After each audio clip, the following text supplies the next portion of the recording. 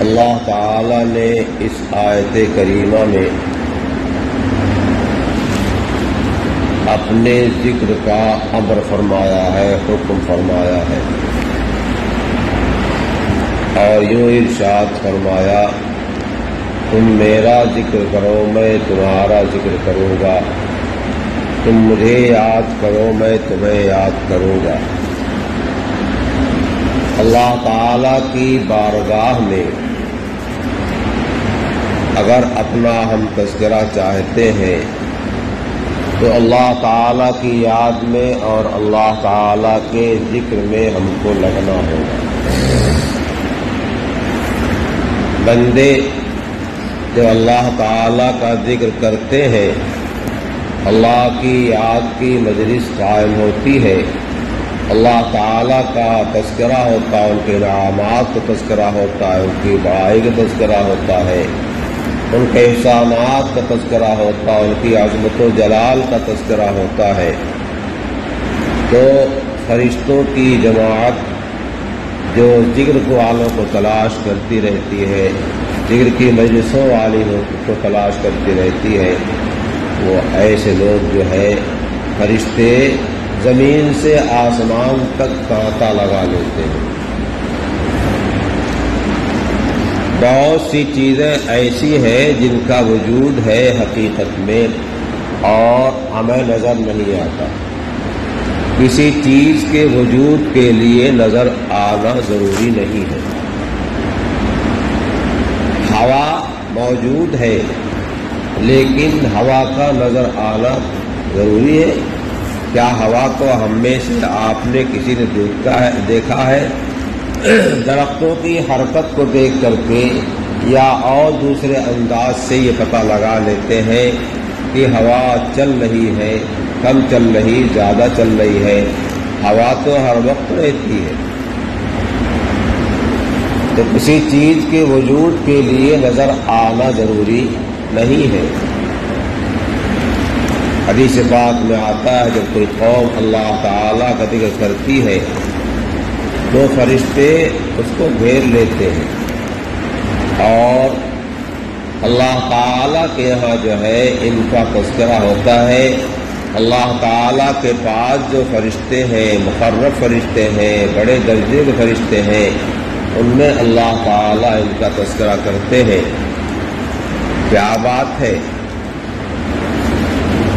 حضرت آدم علیہ نبینا علیہ السلام کے خلافت کے سلسلے میں جب پہلے تذکرہ چل رہا تھا کہ ہم کسی کو اپنا خلیفہ زمین بنانے والے ہیں، تو فرشتوں نے کہا تھا کہ کیا آپ ایسوں کو خلیفہ بنائیں گے، زمین کا جانشین بنائیں گے جو زمین میں فساد پھیلائے گا، پوریزیہ کرے گا؟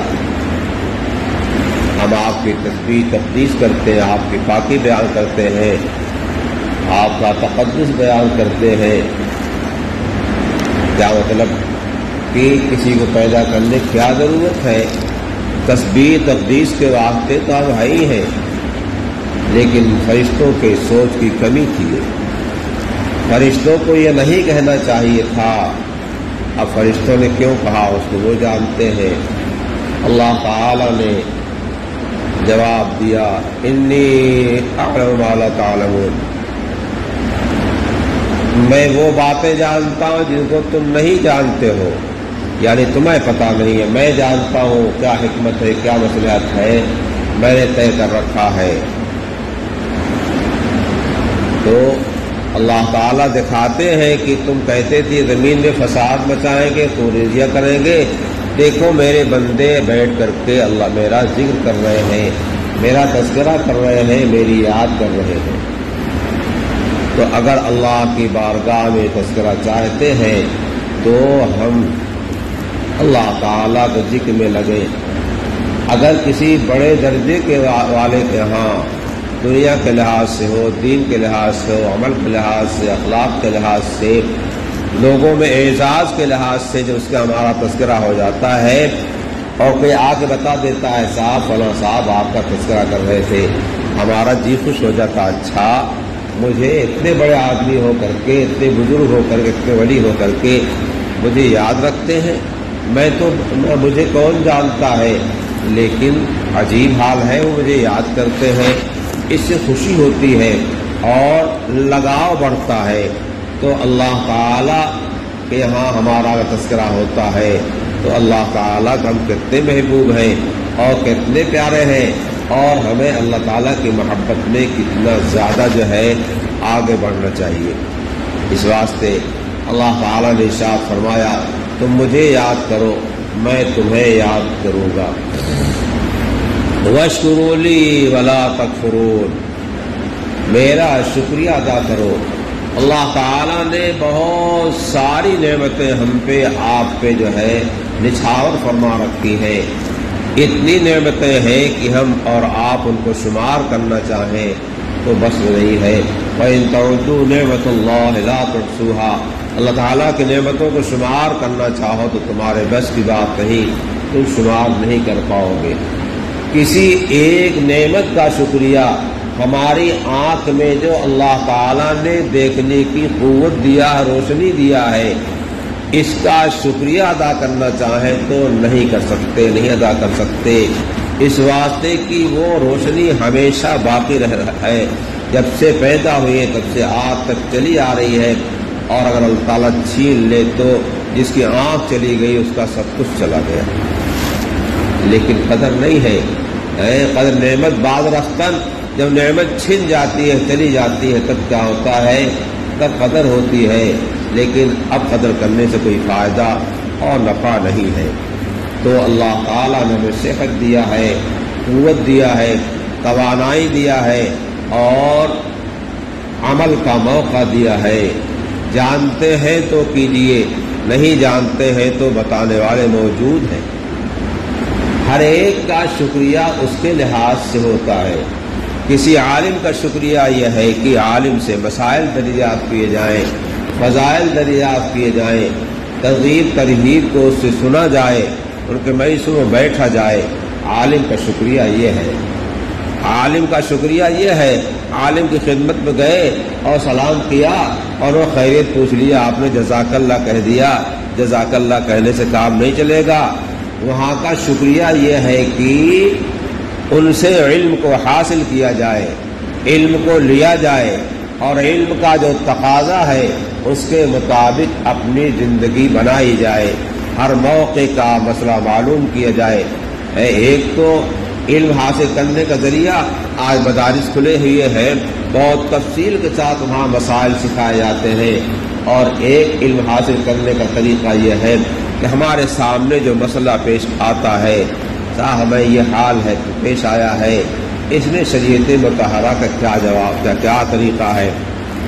یا بیٹھے اور کسی عالم کے پاس اور پوچھا، حضرت ذرا کھانے کی کچھ سنتیں بتا دیجئے، پینے کی کچھ سنتیں بتا دیجئے، گھر میں رہنے کا طریقہ ہم کو بتا دیجئے، بیوی کے پاس رہنے کا طریقہ بتا دیجئے، بیوی پوچھے صاحب شوہر کے پاس رہنے کا طریقہ بتا دیجئے، باپ کے ساتھ کیا برتاؤ کریں، ماں کے ساتھ کیا برتاؤ کریں، بھائی کے ساتھ کیا برتاؤ کریں، چچا کا کیا درجہ ہے، ماموں کا کیا درجہ ہے، خالہ کا کیا درجہ ہے، عزیز قریب کا کیا مقام ہے، اور انسانوں کا کیا مقام ہے، ان کے ساتھ کیسے ہمیں رہنا چاہیے۔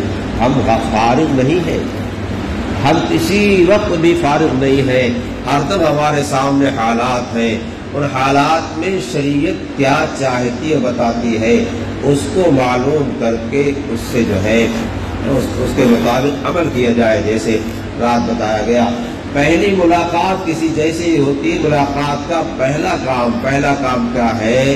السلام علیکم ورحمۃ اللہ، سلام کرنا۔ اور اگر کوئی اس کے پہلے، سلام کے پہلے کوئی گفتگو کرتا ہے تو شریعت کا قاعدہ یہ ہے کہ جواب مت دو، کیوں؟ اس نے اسلامی طریقے سے تمہاری ملاقات نہیں کیا، رسول اللہ نے جو طریقہ بتایا تھا اس اسلامی طریقے کو اس نے ٹھکرا دیا ہے، ایسا آدمی بات کرنے کے لائق نہیں ہے۔ پہلے اسلامی طریقے پہ آؤ، سلام کرو، اس کے بعد بات کر لو۔ ہمارے یہاں تو سلام خاص لوگوں سے کیا جاتا ہے، اور گھر میں جا کوئی سلام کرے، اپنی بیوی کو سلام کرے، اپنی بیوی کو سلامتی دعا دے، یہ تو بہت نیچا کام سمجھا جاتا ہے۔ اچھا بیوی کو بھی سلام کرے، بچوں کو بھی سلام کرے، سرکار دو جہاں صلی اللہ علیہ وسلم کی سنتیں دیکھیے، بڑوں کو بڑے عمر میں تھے ان کو سلام کرتے تھے، درجے میں کوئی آپ سے بڑا نہیں تھا، برابر والوں کو سلام کرتے تھے، کوئی آپ کو کا برابر نہیں تھا، لیکن آپ عمر کے لحاظ سے ہیں ان سے سلام کر رہے ہیں، چھوٹوں سے سلام کر رہے ہیں۔ ہمارے ہاں چھوٹوں کو دعائیں دینے کا تو رواج ہے، لیکن سلام اور سلام کا جواب دینے کے ساتھ سلام کرنے کا رواج نہیں ہے۔ یہ سمجھتے چھوٹا بڑے کو سلام کرے، بڑا چھوٹے کو نہیں سلام کرے گا، یہ غلط تصور ہے۔ ہمارے ہاں خطوط نویسی جو کتابیں لکھی گئی ہیں، جب بڑوں کے خطوط لکھے جاتے ہیں تو اس میں السلام علیکم لکھا گیا ہے، اور جب چھوٹوں خطوط لکھے جا رہے ہیں حدیث فلمو دعائیں، سلام کا نام نہیں ہے۔ نبی کریم صلی اللہ علیہ وسلم نے جتنے خطوط لکھے ہیں، بہت کافی خطوط آپ نے لکھے ہیں، ان تمام خطوط میں کیا لکھا ہے؟ سلام لکھا ہے، سلام لکھا ہے۔ تو سلام، آپ تو بڑے ہیں، آپ تو بڑے ہیں، کوئی دعائیت ملا لکھ دیتے نہیں، پہلا کام جو ہے وہ سلام ہے، اس لیے سلام کرنا چاہیے۔ بہرحال باپ کا شکریہ یہ ہے کہ باپ اللہ تعالیٰ نے دیا ہے، باپ کی نگرانی میں، باپ کی تربیت میں، باپ کی مان کر کے جو ہے اپنی زندگی صحیح بنا لو۔ باپ ایک قدم تمہارا جو ہے وہ غلط اٹھانا کرنا برداشت نہیں کر سکتا ہے۔ ماں کا ادب کیا ہے؟ ماں کے ذریعے سے سلیقہ سیکھ لو، بچیاں سلیقہ سیکھیں، بچے سلیقہ سیکھیں۔ چچا ہے، چچا درجہ کیا ہے؟ عم الرجل سن وبیر، حدیث پاک میں آتا ہے چچا باپ کی طرح ہوتا ہے، چچا باپ کا مثل ہے، باپ ایسا ہوتا ہے۔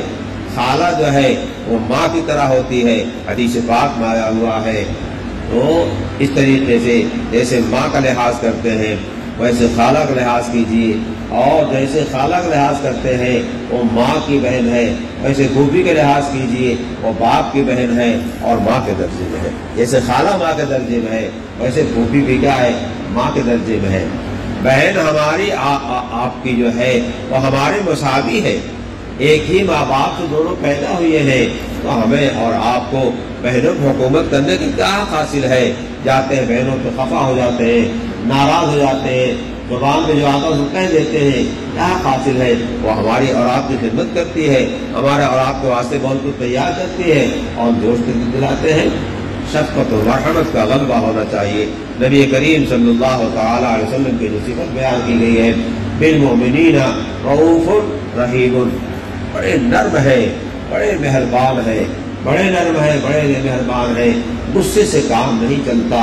نبی کریم صلی اللہ علیہ وسلم سے ایک صحابی نے عرض کیا، یا رسول اللہ، اور کوئی نصیحت خاص بیان فرما دیجئے، کوئی خاص نصیحت فرما دیجئے۔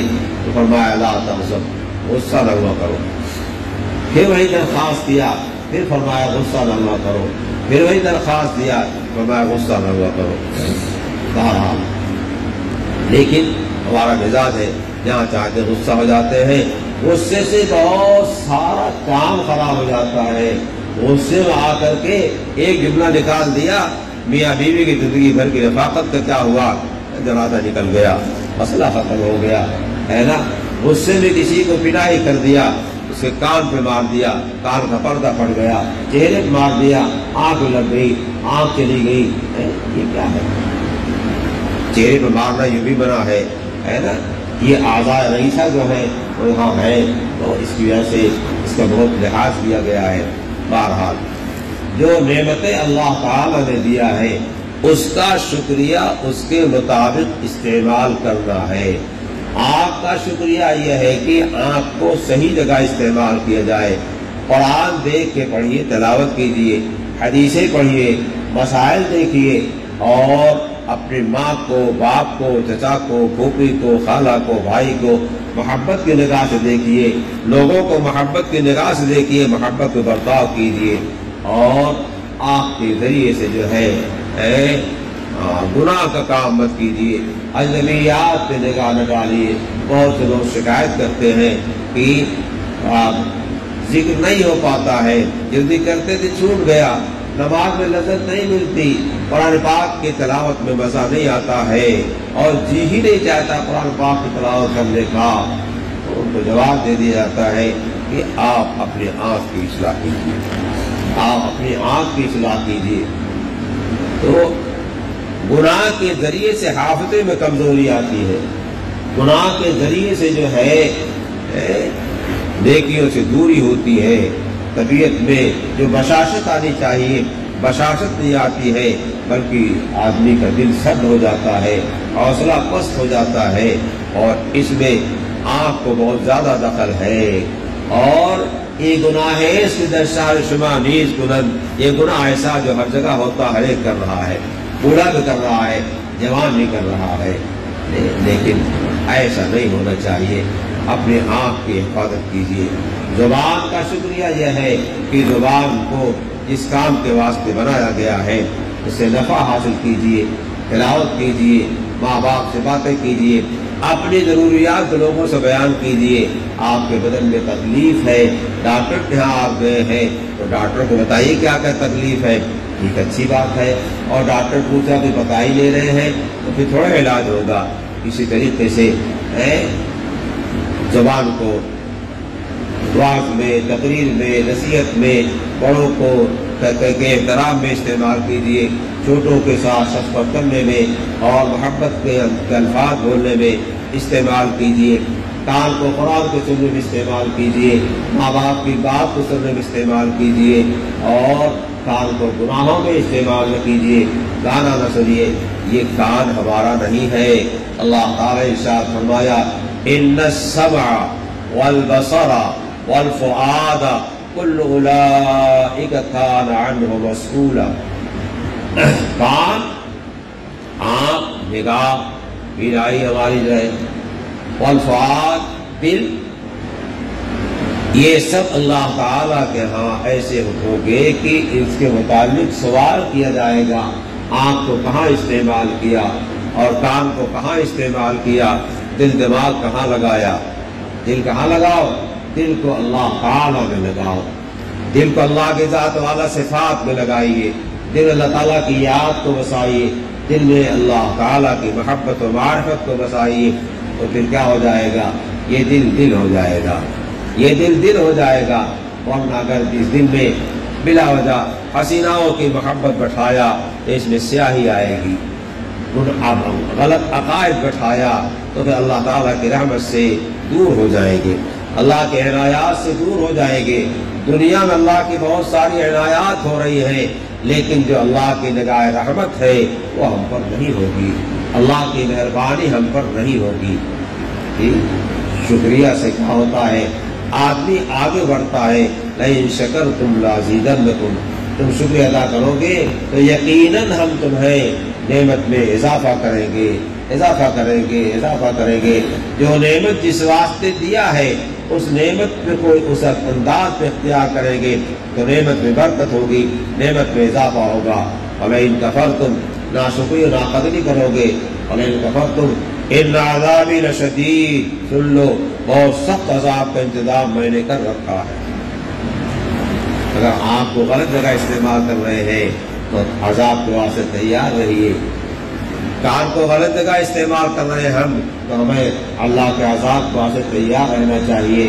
زبان کو غلط استعمال کر رہے ہیں، غیبت کر رہے ہیں، گالیاں بک رہے ہیں اور کسی کی دشمنی کی باتیں کر رہے ہیں تو پھر تیار رہیے، ان عذابی لشدید ہے۔ اور حدیث پاک میں ایک اور ادب بیان کیا گیا، من لم یشکر الناس لم یشکر اللہ۔ اس دنیا کے اندر ایک آدمی اپنے باپ کی قدر کرتا ہے تو اللہ کی قدر کرے گا، ماں کی قدر پہچانتا ہے اللہ کی قدر کرے گا۔ یہ باپ کی نعمت اللہ نے دیا، ماں کی نعمت اللہ نے دیا، کھانے پینے کی دولت اللہ نے دیا، صحت اللہ نے دیا ہے نا۔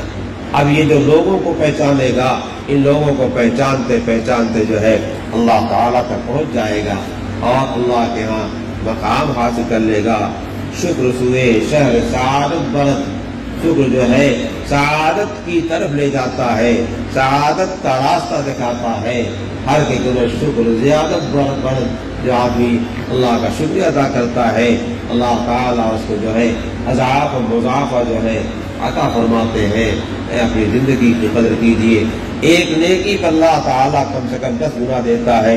حدیث پاک میں آتا ہے کل عمل ابن آدم یضاعف الحسنۃ بعشر امثالها الی 700 ضعف، انسان کا ہر عمل جو ہے کم سے کم 10 گنا دیا جاتا ہے اس کا ثواب۔ ایک نیکی کریں گے 10 ثواب پائیں، 10 نیکی کو برابر ثواب ملے گا، اور 700 گنے تک جو ہے اس حدیث پاک میں بیان کیا گیا ہے۔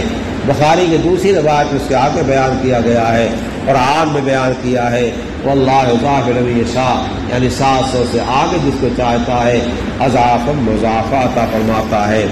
ہم نے ایک نماز پڑھی، ایک نماز اخلاص کے ساتھ پڑھی، اللہ تعالیٰ 10 نماز کا ثواب دیں گے۔ ہم نے نماز جو ہے مسجد پڑھی، جو نماز گھر میں پڑھتے مسجد میں آ کے پڑھ رہے ہیں اس پہ 25 گنا مل رہا ہے، کسی کو 27 گنا مل رہا ہے۔ اپنی نیتوں کے اعتبار سے جیسی نیت ہوگی ایسی برکت ہوگی۔ اپنے کاموں کو، کھانے کو، پینے کو، کسی کام کو شروع کرنے کو بسم اللہ الرحمن الرحیم کے ذکر سے شروع کرنا چاہیے اور یاد کرنا چاہیے۔ کھانا عورتیں پکاتی ہیں اور نکالتی ہیں، ان تمام میں بسم اللہ کا اہتمام کرنا چاہیے۔ نبی کریم صلی اللہ علیہ وسلم کھانا کھا رہے ہیں صحابہ کرام کے ساتھ، کھانے میں خوب برکت ہو رہی ہے، اور ایک شخص آیا، اس نے ہاتھ ڈالا اور 2 لقمے صاف کر گیا، تو لوگوں نے کہا حضرت اب تک بہت برکت تھی، یہ کیا ہو گیا؟ کہا ہم نے بسم اللہ کر کے شروع کیا تھا، اللہ برکت دے رہا تھا، اور جب یہ آیا اس نے بے بسم اللہ کے جو ہے کھانا شروع کر دیا تو اللہ نے برکت کو کھا لیا۔ ایک صحابی کھانا کھا رہے تھے، کھانا کھاتے کھاتے جو ہے ایک لقمہ رہ گیا تو پھر بسم اللہ پڑھ لیا، تو شیطان نے جو کھایا تھا سب طے کر دیا۔ تو بسم اللہ جو کریں گے تو شیطان کا تسلط نہیں ہوگا، شیطان کا تسلط نہیں ہوگا۔ بیت الخلا جاتے ہیں، وہاں کیا ہے ان هذه الحشوش محتضرۃ، یہ جو حشوش خوش کہتے ہیں بیت الخلا کو، یہاں شیطان آتا ہے، وہاں رہتے ہیں، گندی جگہوں سے ان کو مناسبت ہے، فرماتے ہیں تو وہاں جانے پہ کیا ہونا چاہیے؟ بسم اللہ پڑھ لینا چاہیے، اور جب بسم اللہ کر دیں گے تو شیطان کو قابو نہیں ملے گا۔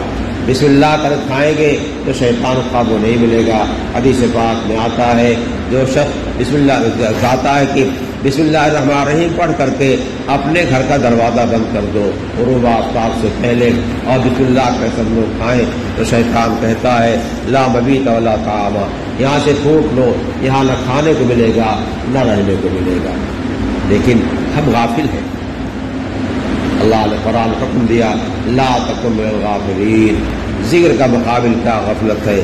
ہمیں ہر وقت جو ہے اپنے دھیان کے اندر اللہ کی ذات والا صفات رکھنا چاہیے، استحضار ہونا چاہیے۔ جب اللہ تعالیٰ کی ذات ہمارے دل میں، ہمارے دماغ میں ہر دم حاضر رہے گی تو ہم اعضاء و جوارح کے گناہ سے بچ جائیں گے، اور جس نعمت اللہ تعالیٰ نے جس جگہ استعمال کے واسطے ارشاد فرمایا ہے وہی استعمال کریں گے۔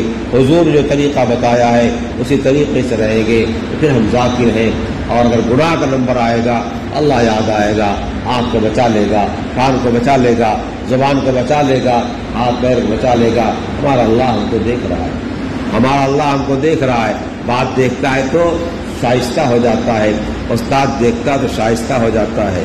بہرحال اپنے باپ کو کی قدر کریں، استاد کی قدر کریں، شیخ کی قدر کریں، بڑے بوڑھوں کی قدر کریں، اپنے محسنین کی قدر کریں، جو نعمت اللہ تعالیٰ نے دیا ہے، صحت کی، قوت کی، ان سب کی قدر کر کے اپنی آخرت کو سنوار لیں۔ یہ دنیا ختم ہونے والی ہے، یہ ذل زائل ہے، ختم ہونے والا سایہ ہے، اور اصل جو ہے والآخرۃ خیر وابقیٰ، آخرت باقی رہے گی، اور آخرت دنیا سے بدرجہ بہتر ہے۔ اس واسطے آخرت کی فکر کریں۔ اللہ تعالیٰ توفیق سے نوازے۔